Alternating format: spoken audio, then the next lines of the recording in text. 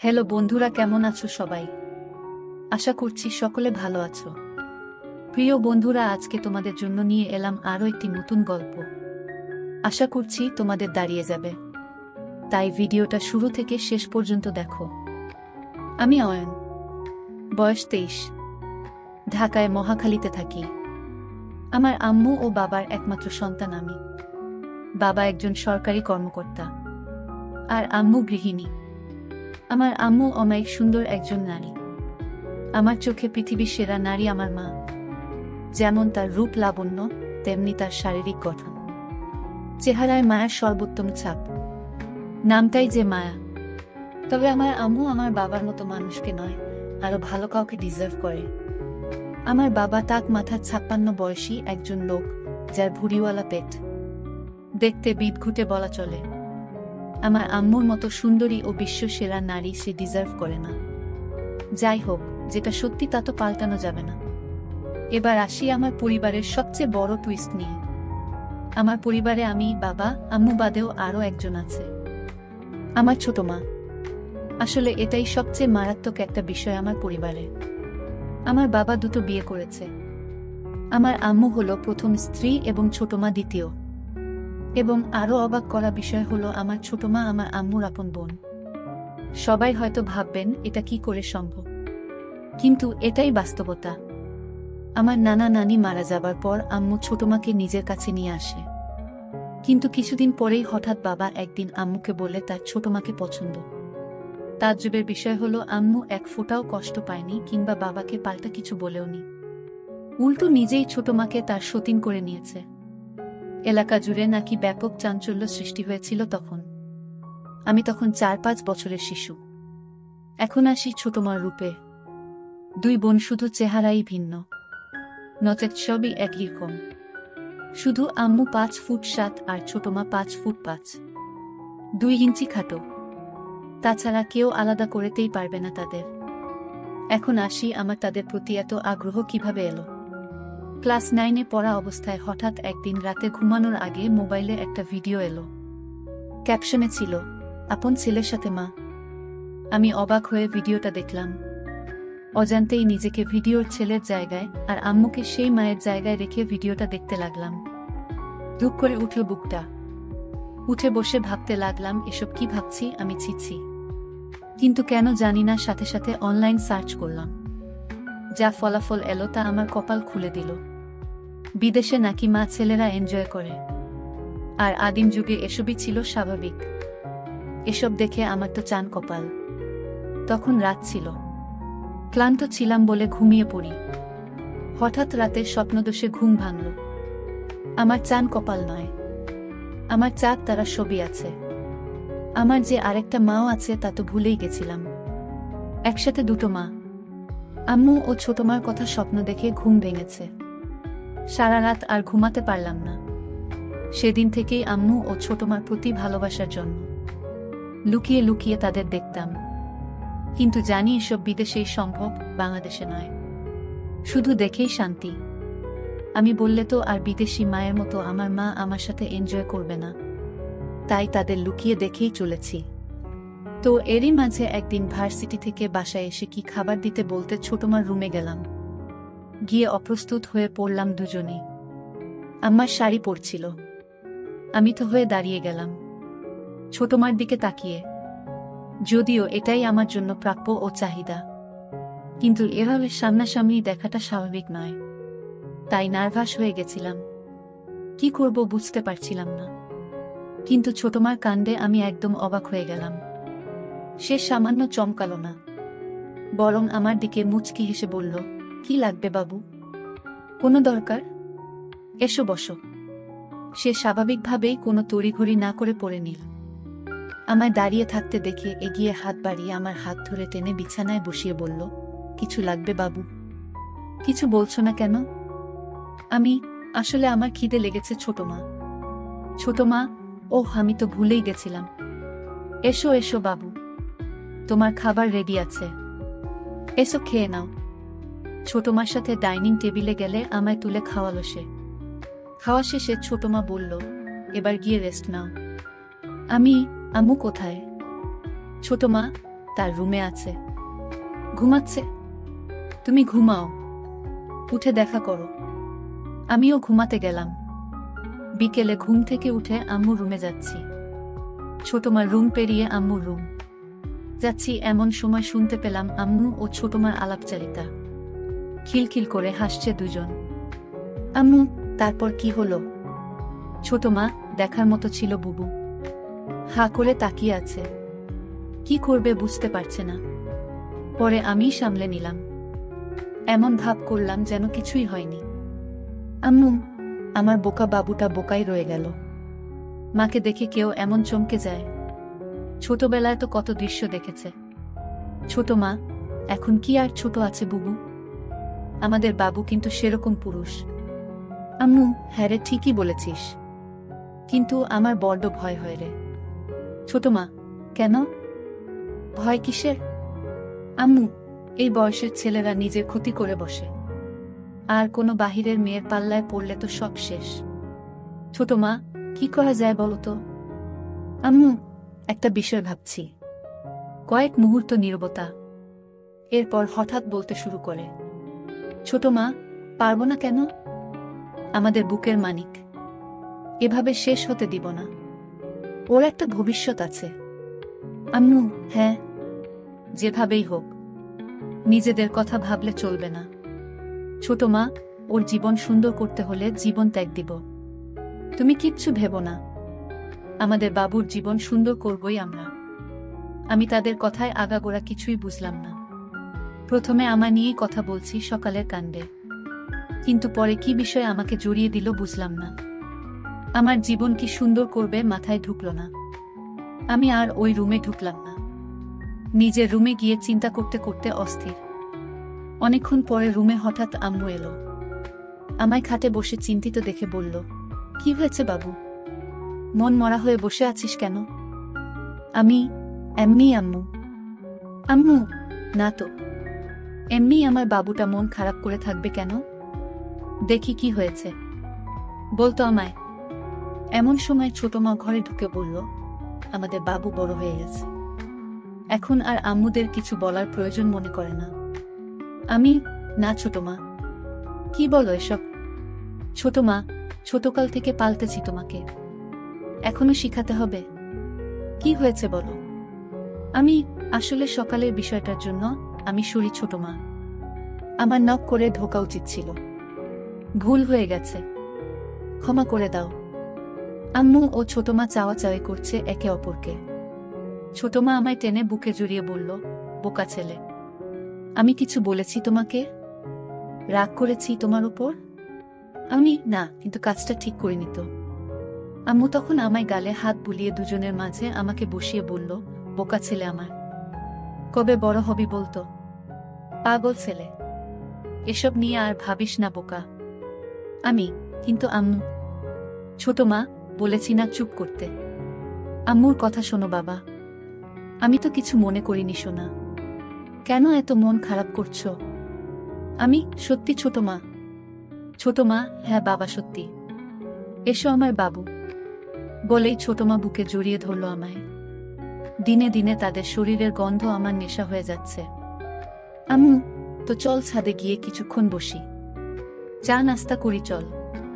ছোট মা, আমি রেডি করে আনছি, তোমরা ছাদে যাও। ছোট মা চলে গেল কিচেনে আর আমি ও আম্মু ছাদে গিয়ে বসলাম। আম্মু আমার কাঁধে হাত রেখে বলল, শোনো বাবু, আমরা তোর মা, আমাদের নিয়ে এসব বিষয়ে এত ভাবতে নেই। বাহিরের কেউ হলে সেটা চিন্তার বিষয়। আর তুই তো লুকিয়ে দেখিসনি কিছু, তাই না? আমি, না, লুকিয়ে কেন দেখতে যাব? আম্মু, সেটাই তো, আর লজ্জা পাওয়া দরকার নেই। আমাদের কোলে পিঠে চড়েই বড় হয়েছিস তুই। আম্মু, তুই তো জানিস না পাগল, তোর ছোট মারও একটা সন্তান হয়েছিল। আমি অবাক হয়ে বললাম, কি বলছো এসব? এত বড় হয়ে গেছি, আমি তো জানতাম না। আম্মু, এটা সবসময় আমরা লুকিয়ে রাখি তোর ছোট মা কষ্ট পাবে বলে। বাচ্চাটা দুদিন পরেই মারা যায়, তাই তখন থেকেই তোর প্রতি এত পাগল তোর ছোট মা। তোকে খুব ভালোবাসে, কখনো কষ্ট দিস না পাগলিটাকে। আমি, হ্যাঁ আম্মু। কখনো কষ্ট দিব না। কিন্তু একটা কথা বলি আম্মু। আম্মু, বল। কি বলবি? আমি, ছোট মা কিভাবে এই পরিবারে এলো? মানে বাবা তোমার বোনকেই বিয়ে করলো, এটা কিভাবে সম্ভব? আম্মু, তা অনেক কাহিনী আছে বাবু, তুই বুঝবি না। আস্তে আস্তে সব জানতে পারবি, সময় হলেই বলবো। আমি, আচ্ছা আম্মু। এমন সময় ছোট মার আগমন। চা নাস্তা করতে করতে খুব গল্প করছি আমরা। 3-4 দিন পরে একদিন সকালে উঠে বাথরুমে ঢুকি তাড়াহুড়ো করে। ঢুকেই তো হয়ে যাই আবার ছোট মার সামনাসামনি। এবার মাথায় চক্কর দেওয়ার মতো দশা। হঠাৎ দেখায় দুজনই চিৎকার দিয়ে উঠি ও দৌড়ে আমি বেরিয়ে আসি। সাথে সাথে আম্মু হাজির। আম্মু, কি হয়েছে কি হয়েছে? এদিকে ছোট মা বেরিয়ে এলো বাথরুম থেকে ওই অবস্থায়। আম্মু ও ছোট মার আমার সামনে এই অবস্থার জন্য সামান্য চিন্তিত নন। ছোট মা হাসতে হাসতে বলল, বাবু ভয় পেয়ে গেছে আমার সাথে। হঠাৎ করে ঢুকে পড়ায় আমি চমকে যাই। আমার চিৎকারে বাবুও চিৎকার। আম্মু আমার কপালে হাত বুলিয়ে বুকে জড়িয়ে বলল, আমার বোকা ছেলে এমন করে চিৎকার করে? তোরা পারিসও? এখন ছোট মা আমাদের দুজনের সামনে ভেজা অবস্থায় দাঁড়ানো। আম্মু, তুই নক করে ঢুকবি তো বোকা। আমি, খুব হিসু পেয়েছিল। ছোট মা, ওহ তাই তো, যাও হিসু করে এসো আগে। ছোট মা আমার হাত ধরে টেনে বাথরুমে ঢুকিয়ে দিল। আমি ভিতরে গিয়ে হিসু করে বেরিয়ে এলাম। আম্মু ও ছোট মা কথা বলছিল। আমি আশায় চুপ করে গেল। চোখে চোখে নিজেরা কি যেন ইশারা করল। আম্মু, আচ্ছা যা গোসল করে আয়, আর তুই খেতে আয়। আম্মু আমায় খেতে নিয়ে গেল। খাওয়া শেষে হঠাৎ ছোট মার ডাক আম্মুকে। রুম থেকে ডাকছে, ছোট মা, বুবু এসো তো, একটু হেল্প লাগতো। আম্মু, আমি খাচ্ছি, দাঁড়া বাবু আসছে। আম্মু আমার দিকে তাকিয়ে বলল, যা তো ছোট মার কাছে একটু। আমি এগিয়ে ছোট মার রুমে যেতেই যে দৃশ্য দেখলাম তা কল্পনা করা আমার পক্ষে অসম্ভব। দরজায় দাঁড়িয়ে কেন? এসো ভিতরে, আমার হুকটা লাগিয়ে দাও না বাবু। আমি গুটি পায়ে এগিয়ে যাচ্ছি, কিন্তু বললাম, আম্মু আসুক। ডাক দেই? ছোট মা, আম্মু খাচ্ছে, তুমি এসো লাগিয়ে দাও। কড়া গলায় বলাতে আমি একটু ভয় পেয়ে যাই। আমি কাপা হাতে কাজটা করে দিলাম। সাথে সাথে ছোট মা আমার দিক ফিরে বলল, কেমন লাগছে আমায়? আমি ভ্যাবলা হয়ে তাকিয়ে আছি তার মুখের দিকে। ছোট মা, কি হলো বলো। আমি, তোমার কি হয়েছে ছোট মা? আমায় এসব জিজ্ঞেস কেন করছো? ছোট মা, না হলে কি তোমার সুরকে জিজ্ঞেস করব? আমি মানে? ছোট মা, নিজের ছেলের কাছে জিজ্ঞেস করেছি কেমন লাগছে দেখতে, আর তুমি কিনা আজগুবি কথা বলে চলেছ। আমি, এভাবে তো কখনো দেখিনি। ছোট মা, ছোট থাকতে অনেক দেখেছ। আমি, এখন তো বড় হয়েছিল তাই না? ছোট মা, আমার কাছে তো সেই ছোট্ট সোনাই আছো তুমি। ঝুঁকে আমার কপালে হামি দিল ছোট মা। বলে ছোট মা আলমারি খুলে একটা সালোয়ার কামিজ বের করতে করতে বলল, আমায় কি দেখতে খারাপ লাগছে বাবু? আমি, কই না তো ছোট মা, কিন্তু সত্যি বলতে আমার কেমন যেন লাগছে। ছোট মা সিরিয়াস হয়ে আমার পাশে বসে আমার কাঁধে হাত রেখে বলল, কেন, কেমন লাগছে? আমি, হঠাৎ এভাবে তোমায় দেখা কেমন অদ্ভুত লাগছে। ভয় করছে কেন জানি। ছোট মা, বোকা ছেলে, এটা কোনো চিন্তার বিষয় না। আমি তোমার মা। প্রত্যেক সন্তানের সাথে মায়ের সম্পর্ক হয় পবিত্র। বাহিরের মেয়েকে এমনভাবে দেখলে মনে কুচিন্তা যেন না আসে, এজন্য ঘরেই এসব শিক্ষা নেওয়া উচিত।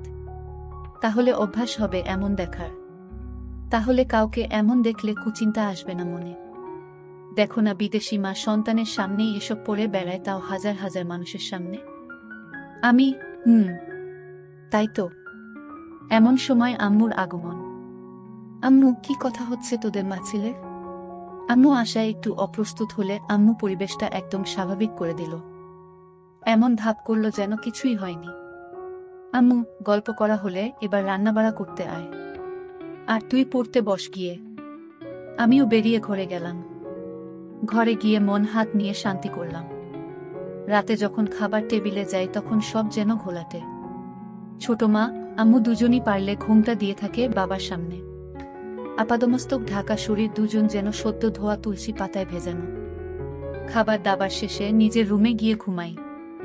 রাতে হিসু করতে উঠে দরজা খুলতেই আমি যা দেখলাম তা দেখে আমার চোখ ছানাবড়া হয়ে গেল। আম্মু ও ছোট মা দুজন একসাথে হয়ে বাথরুমে ঢুকছে। শুধু পিছন থেকে অন্ধকারে যা দেখা গেছে দরজা খুলতেই। শুধু বোঝা যাচ্ছে তারা এক সেট, কিছু দেখা যাচ্ছে না। আমার রুমের দরজা খোলার কোনো শব্দ হয় না, তাই তারা বুঝতে পারেনি। দুজন একই সাথে বাথরুমে ঢুকেছে দেখে আমার শরীরে শিহরণ বয়ে গেল। এত রাতে তারা বাথরুমে কেন, এটা ভেবে আমি বাথরুমের দিকে যেতে থাকি। এমন সময় পাশে আম্মুর রুমে তাকিয়ে দেখি বাবা একদম একসেট হয়ে ঘুমিয়ে আছে। আমি সোজা বাথরুমের কাছে গেলাম। গিয়েই কথোপকথন শুনে কানে বাজ পড়ল। ছোট মা, আর ভালো লাগে না বুবু। প্রতিদিন দুই বোন মিলে এক ফোঁটাও পানি পাই না। খুব রাগ হচ্ছে। আম্মু, কি করব বলো? শুকিয়ে গেছে ওনার, বয়স হয়েছে তো। ছোট মা, এই বয়সে কি এভাবে ঘুমাতে ভালো লাগে? তোমারও বয়স হয়নি, খারাপ লাগে না তোমার?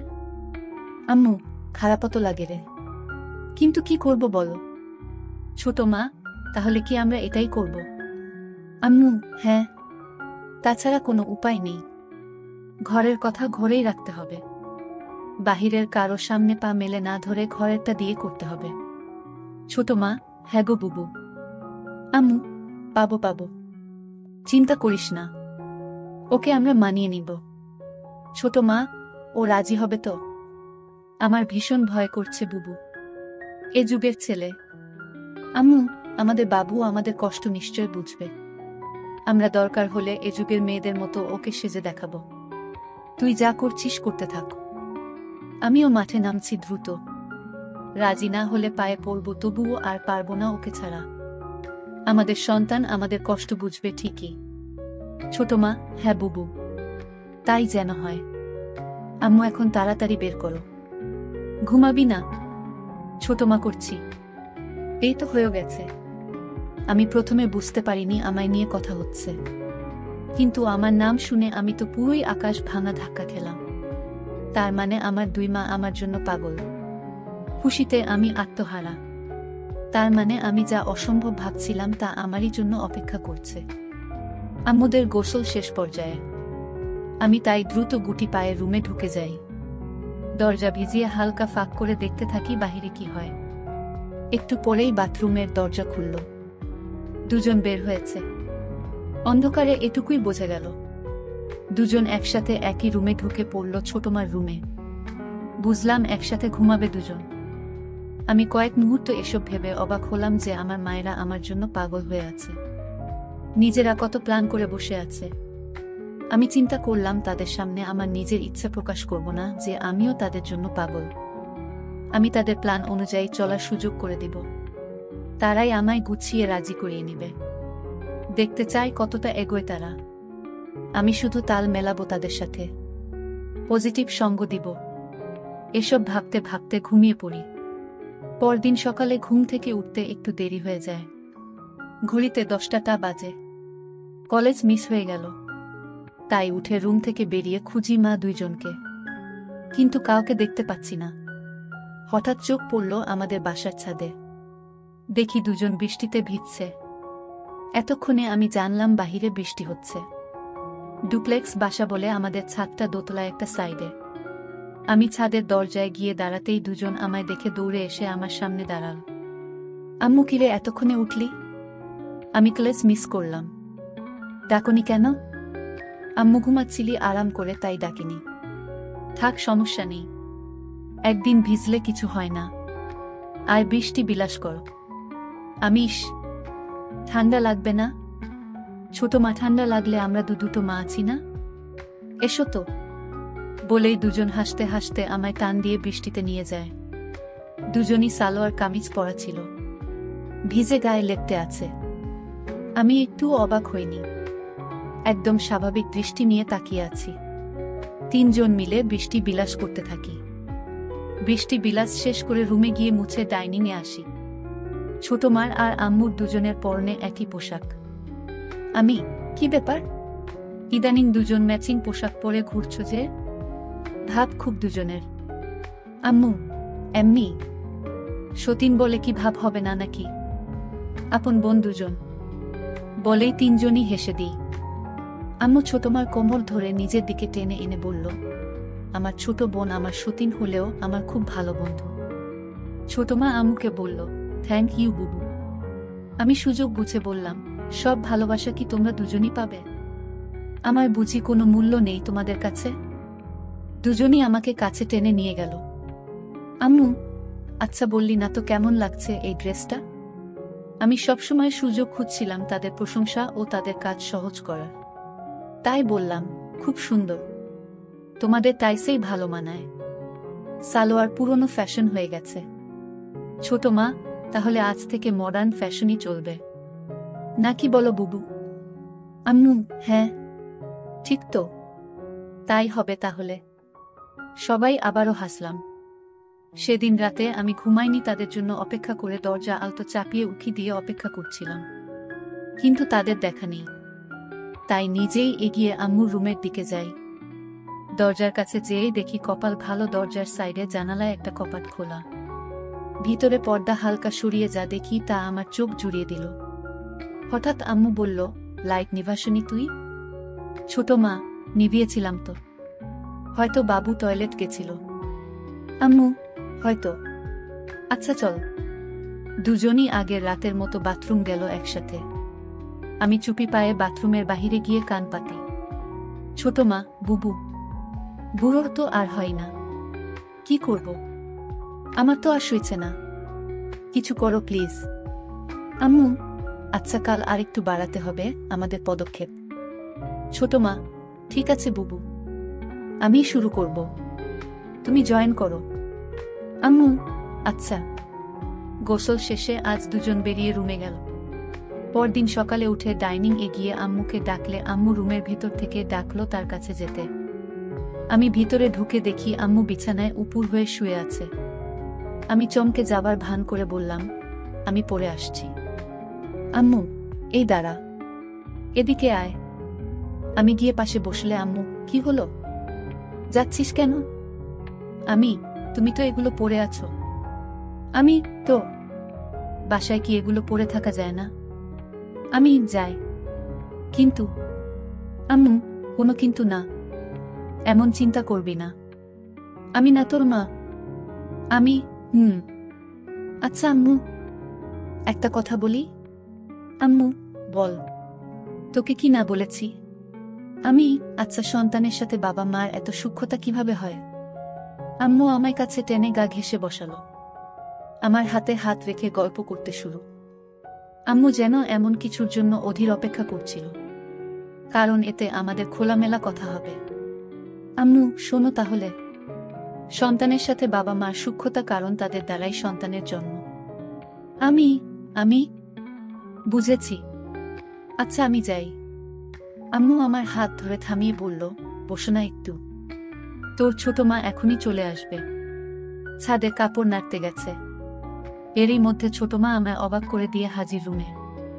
আমি দুজনের দিকে বারবার তাকিয়ে বললাম, এগুলো কি হচ্ছে? হঠাৎ তোমরা এমন সাজে কেন? ছোট মা, কেন? দেখতে খারাপ লাগে? আমি, না, দেখতে খারাপ কেন লাগবে? তোমরা আমার দেখা সবচেয়ে সুন্দরী নারী।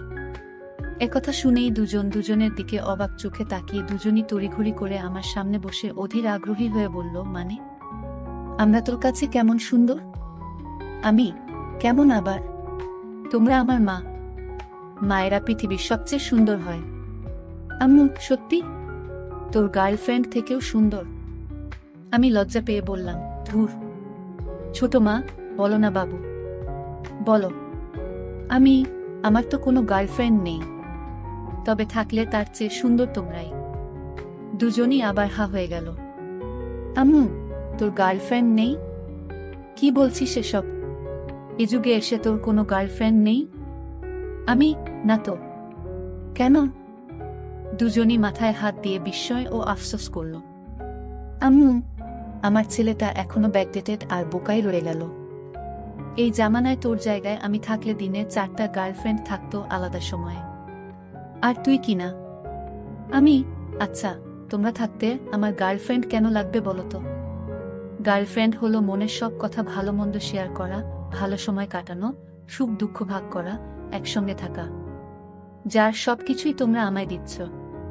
তো কেন বাহিরের কোনো মেয়ের সাথে সম্পর্ক করতে যাব? তাছাড়া তোমরা কি আমায় ভালোবাসো না? আমি তো শুধু তোমাদের ভালোবাসি। দুজন হতবাক আমার কথায়। আমার চেষ্টা ছিল দুজনকে ইমোশনাল করে তোলা। আমার কথা যেন আমার প্রতি আকৃষ্ট হয়, কিন্তু যেন আমার কথাকে সরল মনে মনে করে এমন ভাব করে বললাম। দুজন আমার কথায় ঘায়েল হলো, অবাক হয়ে তাকিয়ে আছে আমার দিকে।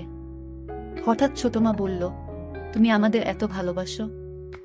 আমি নয়তো কাকে ভালোবাসবো বলো? দুজনই আমায় জড়িয়ে ধরে কেঁদে দিল। আমি, কি হয়েছে তোমাদের? কাঁদছো কেন? আম্মু বলল, কিছু না। সন্তানের ভালোবাসার সব মায়ের ভাগ্য হয় না, তাই খুশিতে চোখে পানি এসে গেছে বলে দুজন মিলে আমার জামা খুলে দিতে লাগলো। আমি, এটা কি করছো? আম্মু, আমরা দুজন এভাবে আছি, তুই এমন থাকলে কি ম্যাচিং হয় বলো? আমি, আচ্ছা তাহলে ঠিক আছে। ছোট মা, কিন্তু বাবা যেন জানতে না পারে এসব। আমি, কেন? বাবা কি বাহিরের কেউ নাকি? আম্মু, বাবা বাহিরের। আমাদের তিনজনের সব শুধু আমাদের। আমি, আচ্ছা ঠিক আছে। আমি আর বেশি ধানাই পানাই করলাম না। দুই মাকে নিয়ে শুরু করে দিলাম দুনিয়ার সেই নিষিদ্ধ খেলা।